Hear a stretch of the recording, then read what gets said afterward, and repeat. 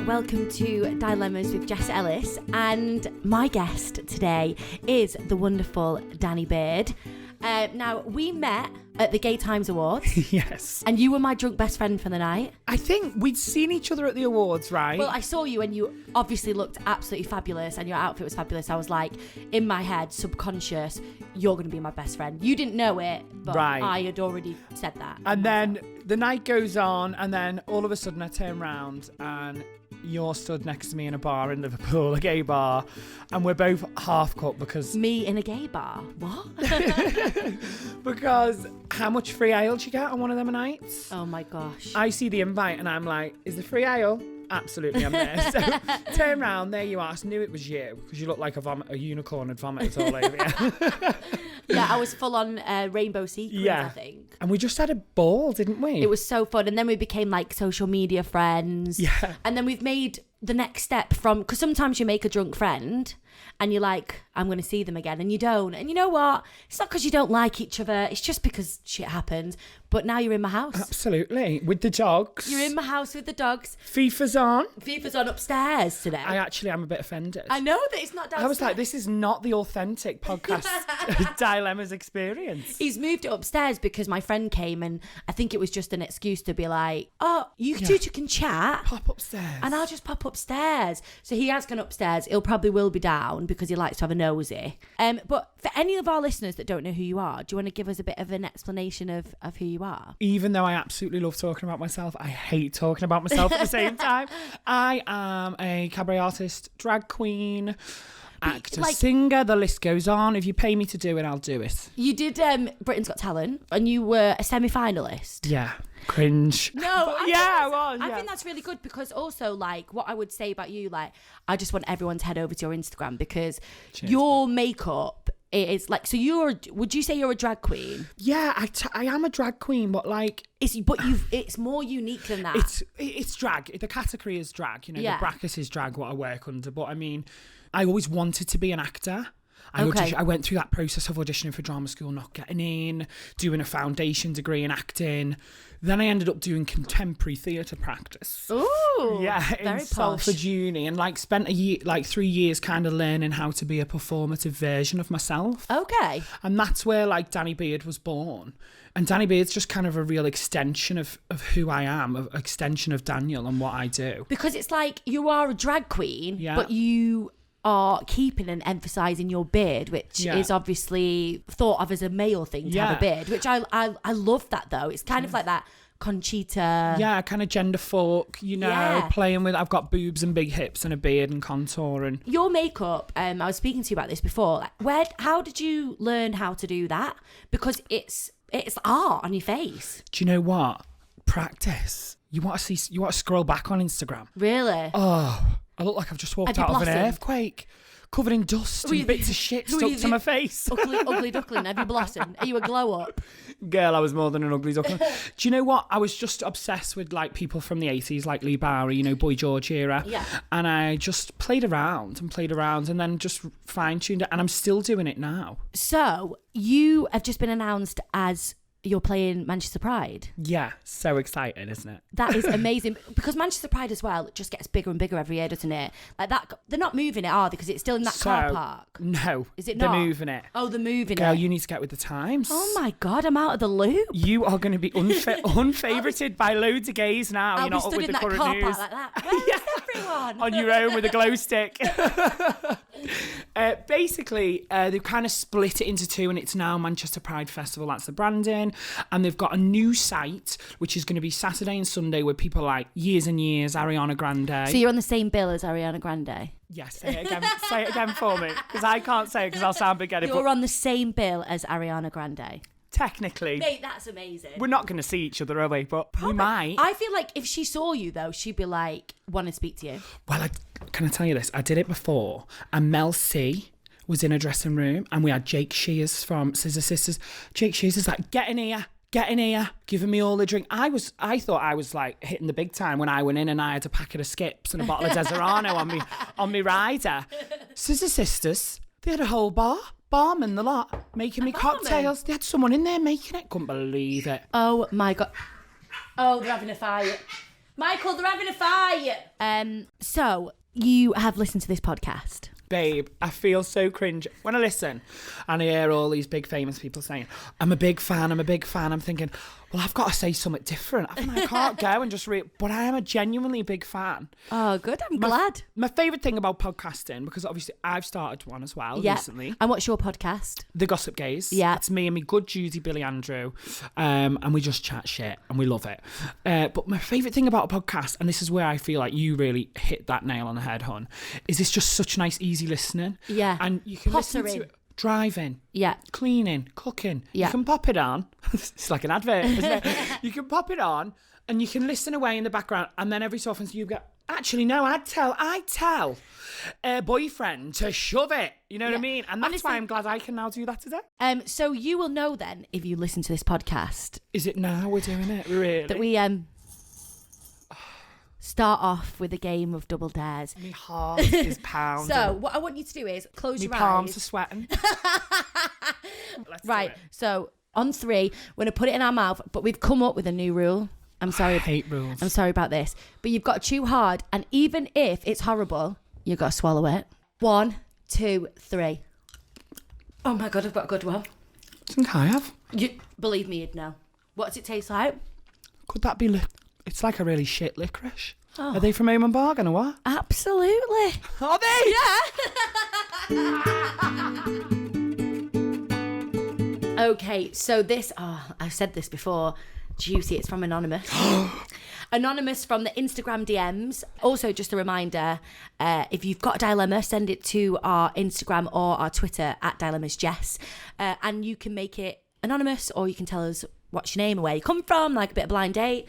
But yeah, okay, so it's, hi Jess. I've been single for 6 months and I've been planning my trip to Asia to go travelling on my own. Now, 2 men have walked into my life at the same time. I've been on 2 dates with man 1 and just had my first date with man 2. I love that we're calling them man 1. I do. Man 2. Keep talking. My dilemma is, how many dates can I go on with both before I have to choose? Or do I just stay single because I'm travelling next year? Babes. Firstly, I want to give her a hug. Because 2 reasons. Being a woman is fucking powerful. Yeah. She's in control there of her own dating destiny. Whoop, there we go. She's in charge of her own dating destiny. I kind of just want to say to her, you know what you're doing, you're going travelling. Go on 10 dates with both of them if you want. Because you can. Yeah. Because why have you got to choose? If you're going travelling, you're going to bugger off. By the sound of it, when she goes travelling, she's going to meet man number 3 and man number 4. She's going to give herself more time. I suppose it's like in America, they date completely different to us, don't they? Don't know. Yeah, so in America, like, that's where, like, the word exclusive comes from, because it's a very different dating scene. So you can be dating 5 or 6 people at the same time, and that person could know that you're dating those people, but that's just the way they just date better than we do. Because what we do is, in the words of Love Island, British, aren't we? We put all of our eggs in one basket, so they'll date loads of different people, and then I guess, like, the best way to do, figure out which one they like, and if that one likes them best, then they'll go, have that, like, should we be exclusive and not see anyone else? But here, that would make an amazing reality show, wouldn't it? But I do think that is such a better way of dating, because... Beautiful way of dating. Because you are just going on dates. You are just... I know a lot of people. In fact, I've got 2 very good friends. Yeah. Actually, not too dissimilar to this. They've been together for 8 years. I love them both equally.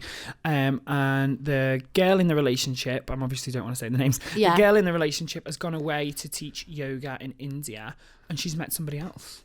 Yeah. And they've been together for 8 years. Yeah. And it's... You never know where life's going to take you. You never know what's going to happen. Like, she's saying, I need to decide. You're just about to go on a massive journey that everything in your life is going to change. And before you go away, you want to make a decision on 2 men. Just go on some dates. I think the dilemma here is... leg over. That she has to question herself is actually, what's the dilemma? Is if she likes one of the guy number 1 or guy number 2, if she likes one of them a lot... Is her dilemma, am I going to go travelling anymore? Because that's what it sounds like to me. Nah, she needs to go travelling. Yeah. She planned that before these men came along. And there's like my nan always says, there's plenty more fish in the sea. Yeah. And there is. And there's lots of sea when you're travelling. Girl. Girl, you are going to be, octopussy, honey, when you go travelling. So you just need to enjoy life. Also, I wouldn't like that tie, of going travelling and feeling like you had to get Wi-Fi and message people. You might walk into a bar one night when you're travelling. There's the most drop-dead gorgeous man. And you go, oh, but there's Steve at home. Yeah. Oh, but what about Steve? Yeah. Well, no, just... I would say... People put too many walls up in their heads. Yeah. Have fun with 1 and 2. And maybe 3. Until you go travelling. I am a gay man. I'm probably the worst person for advice. No. If it was me, I'd be like, get man 1, get man 2, invite them both over. And have the best night of your life before you go to Asia. Yeah. Don't let this get in the way of travelling. Travelling for me, if I was her, would be number 1. And do you think that there is a loyalty? If you're dating people, if you're just dating, do you have to tell someone that you're dating someone else as well? Do you know what? I don't know how she feels about these guys. Yeah. And as far as I know, she's calling them man 1 and man 2. She's not being like, I've got Rick and Steve and I really love Steve. So, no. And 2 dates and 1 day is like... She's clearly in charge of her own. So many girls will go on 2 dates and be looking at chihuahuas on the internet. Triggered. Talking about me. Do you know what I mean? They'd be and houses and that's there's a lot of people like that. We are guilty of that, like that forward planning. Yeah, I know, and that's where men and women are different. That's probably why you get on with gay men as well, because gay men see sex as sex, and sometimes women need to just know that sex can be sex. Yeah. And as long as you're safe, as long as you're being safe with whatever you're 100%. Doing, and everyone's consensual. Yeah, then why not have fun with 2 people until you get to Asia? Until she has to sashay away to Asia. Yeah, exactly. And even when she's in Asia, unless she really fancies one of these guys and she's thinking, oh my God, I want this to last, she's got no ties to them. She could meet man 3, 4, 5 and 6 and end up marrying man 9. You just don't know. Yeah, exactly. So don't put all your eggs in Mr. 1 or Mr. 2's basket, because there's 5.432 million in Asia. So yeah, get some good shags. For me as an outsider, there ain't no dilemma, hon. You're having a good time. You know you're in charge of it. You know where you're going, and that's Asia. Yes. I hope she doesn't message you back and be like, thanks, I'm now broken. I'm now a broken woman. I'm not going to Asia. And thanks for your advice. I'm still in Burnley. Yeah. So our next dilemma is deliberating in Dubai. Okay, hi Jess. I'm a big fan of your podcast. Thank you. It's fun and lighthearted, and I like the honest and pragmatic way you and your guest approach and dissect problems. Is this a review or a dilemma? My dilemma is, do I need to keep listening? I know Michael should be reading this in his sexy review voice. Okay, we're on to the dilemma. I broke up with my boyfriend about a year ago. The breakup was long, drawn out and traumatic. Frankly, it couldn't have been nastier or messier. Ooh. At the time, I told him I was breaking up with him because we were on different paths and different pages about a lot of important things. Whilst this is true, I never told him that the real reason for breaking up with him was because he was controlling and manipulative. He wouldn't have accepted this as true and would have mangled my words to convince me I was wrong. For this reason, I feel I haven't had closure from the relationship. We haven't communicated since April 2018, and I now live in Dubai. My dilemma is whether to tell him the truth after this long or just leave it. From Deliberating in Dubai. Fuck. Well, I'm going to get serious with you for a sec. Yeah. Firstly, I don't feel qualified enough to give her the answer that she needs. Only she knows. But what I would say to her is, what is the outcome she wants? Yeah. Right? Yeah. What do you want? Do you want to make yourself feel better? Do you want to let him know that he was controlling and an asshole? What does she want from this? Who is this for? Is this for you or is it for them? If it's for her, do it. Because he sounds like a fucking asshole. You're living in Dubai. You're living your best authentic life right now. Yeah. And he's not. Or whatever he's doing. So do it. If it's for her, say, I never told you, but this is why we split up. don't contact me again. Whatever. Write it out. Write him a letter. Whatever is going to make you feel good. Go on. Is this, by the sounds of the description of this man, is this not opening a can of worms that is going to lead to a transaction between two people that is going to cause negativity? Girl, you need a job on this morning. I haven't even thought of this. Go for it. It's going to cause negativity and bad feelings again. Now, if you want to get it out, right, of yourself, of the hurt and the things that he did, write on a piece of paper, throw it in the fire. Oh, you can tell you went to drama school and danced naked with your tits out. I understand that sometimes things need to be out of our heads. You know, I have many a conversation that keep me up at night in my head sometimes. You know what it's like. Sometimes you'll be like, God, I wish that in 1999 I'd told that person that they really pissed me off. And you're like... I do it. I don't even want to go. I do it all the time about a certain promoter I've worked with that really made me very upset. Yeah. I, actually to the point of crying. And I thought, I'm a grown man. I've been through a horrendous bullying experience as a child. And I've come out of this as a glittery face, bearded drag queen that loves attention and shows off. Why am I letting this person make me feel this way? Yeah, exactly. Right? But she needs to know that she's number one. She has done all the hard work, and that is getting out of that. And are you going to get, like I was saying before, by saying this and contacting them, are you not just going to get in that circle again? You've already said that the reason that you didn't tell them in the first place is because they'd twist it back on you. Now that you're fine and you're living your life. But she now sounds like she's at a place where she can say that. Yeah, that's Maybe true. At that point, she felt helpless and she couldn't say that. But now she feels strong. Yeah. She's on that good... She's in a different mindset. Alcohol where they serve you more than a double because they know you're from the UK and they can't drink. And it's ladies' night and it's always free. And you know what I mean? Yeah, and maybe now she feels like, oh, I wish I'd have said that. And for me, if you wish you'd have said that and you're still thinking about it now, then say it. If it's going to make, I'll come back to it, if it's going to make her feel better, do it. If there's other reasons in her head why she wants to do it, then... Maybe there's a way then that she could, I don't know if she has the means to do this, but maybe there's a way that she could send him a letter. He doesn't know her address. There's no address back, but there's a letter, so there's no form of kind of contact back. So she's getting out her point and saying, listen, this is how you made me feel. You really controlled me and you manipulated me and you made me feel like this, but there's no contact back. Can I just say something's just also come into my head? Yeah. And that is, if she's dealing with a controlling person... Oh, the dogs are going all up on the walls. Oh, God, he's not humping again, is he? No. His full dick came out today. And it was the lipstick? It was throbbing hard. The lipstick? You've never seen anything like it. It's not a lipstick, it's a full-on pepperami. Oh, thank you for cleaning that up, Michael. That was like, I'm not being funny, mate. My dog's got a fucking bigger dick than you, mate. It touches the floor. But since I can empathise with him. Since we've had him done, it must be that time of year because he's not been humping, but today... Do you know, my dad's friend had an Alsatian, and I don't know why I'm whispering.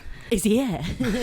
My dad's friend had an Alsatian, and before anyone came round to the house, because he was such a prolific humper, he had to put a plastic glove on and wank it off. No, he didn't. So I'm just saying, hun. We should have done that before you came round. I'm just saying, if he carries on, just let me know and I'll order you a pack of disposable gloves. You knock on the door before I'm like, just a minute. With a chihuahua in your hand. So yeah. But anyway, we digress from deliberating in Dubai. I personally, go on. I do think that there's a thing for. I feel like you don't want her to do it. I do, yeah. I do think there's a thing for getting your emotions out, right, and for saying how you feel. But I'm just going to say something. You've said it to us, and we're talking about it now. Yeah.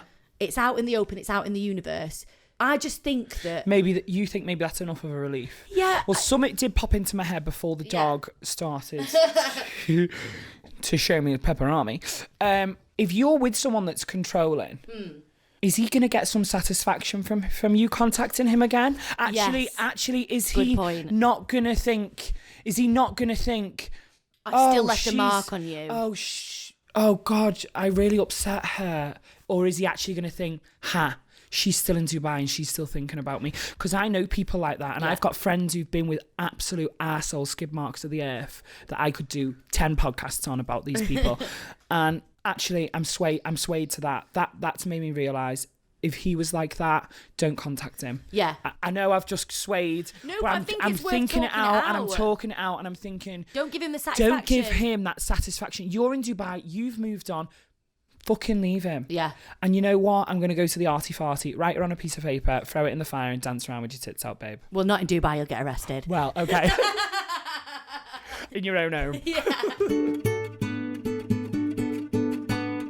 So, we've got a dilemma, and this is not just anonymous. This is make this anonymous. No. Juicy. So this is in capital letters. Okay. The whole thing is? No, the anonymous. Make this anonymous. Okay, I have a dilemma. I've had a crush on my girl best friend since I met her, and that's how I knew I like girls. We're 18. I'm scared to tell her because she says she's not gay, but she's never had a boyfriend and doesn't really seem interested in the guys. I want to tell her so bad, but it's obviously awkward. I don't want to ruin our friendship. I love her like a sister, best friend, girlfriend, all of the above. It's weird because we cuddle and spoon together, and I always feel so awkward because I don't want it to be obvious. But she makes those moves. It's just what we do. Ugh. That's what she's put. I've not just put her. Do we know how old this person is? 18. Right. It's so awkward. She's my best friend and I'm hers. If you were me, would you tell her but risk losing her, or keep it to yourself? Now, this is big. This is big because for her right now. Yeah. And I think sorry, I'm terrible for over talking, so tell me off, bitch. Tell me off if I'm being a bitch. No, you're not. Do you know what I think sometimes when I have a big problem in my head? I think in 3 years' time, is this going to be a big problem? Yeah. She's 18. When I was 18, I think I'd just come out. I had so many emotions, hormones, everything else running through my head. By the sound of it, why would she say, I'm not gay, but they spoon? By the sound of it, this girl, she probably already knows how you feel. Do you think? I think she already knows how she feels. I reckon this dilemma is much more prevalent in the gay world because obviously... Yeah, it's hard. At that age, you are really close to your friends that are the same sex as you. Do you know what I mean? I remember thinking, are my friends not gonna... I had no gay friends in school. I remember thinking, are they not gonna like me because I'm gay? Yeah. I remember that feeling. And it's so helpless because it's all of a sudden you realise that you are something and you can't control that. Yeah. And that's a very weird feeling to have anyway. I mean, I guess the main point here is, because, when you're 18, whatever age you are, friendship means a lot to you. Do you risk this friendship by saying... Do you know what I'm going to say? Yeah. I'm going to say, let whatever happens, happens. Don't say, I feel like this just yet. Right, yeah. No, I agree. But at the same time, you are spooning with this girl. This girl's mentioned being gay and she isn't gay. So just like she's got all this shit going through her head, the other girl probably has too. Am I gay? Why am I spooning? I'm not a girl, so I don't know. If you spoons with your girl mates when you were growing up? I guess that girls are much more tactile with each other than... Did you spoon with your mates when you were growing up? I guess so. Yeah, we used to I'd still do now. We used to lie in Hollyoaks, me and Nadine, and we'd lie next to each other, tickling each other's arms. Yeah. We weren't interested in each other, but I do feel like women are sometimes more close than male friendships. But would you be propelled... Who did you do that with, sorry? Nadine. So would you be propelled to say to Nadine, oh, I'm not gay, by the way, when you were doing that? Did you say but that? I was much older, though, Of course you were, but what I'm saying is this other person in this relationship has got their own feelings and things going through that. If you say something, it could drastically change what you have now. So if you like what you have now, let whatever naturally happens. At the same time, I don't want her to suppress how she feels. If it gets to that real bubbling point where she's got anxiety, it's all that's on her mind, then I'm going to say it. You know what I mean? This isn't black and white, and this is what I'm trying to say. I've been in situations when I was younger with male friends where we were very close and we'd be watching films and we'd be... Michael, don't listen. This was before the love of my life. It's where that line was very confused and you think... Okay. Does this mean something? But I've never had to come out this is a dilemma. This is a dilemma only she can answer. And you could say that for any dilemma, I understand.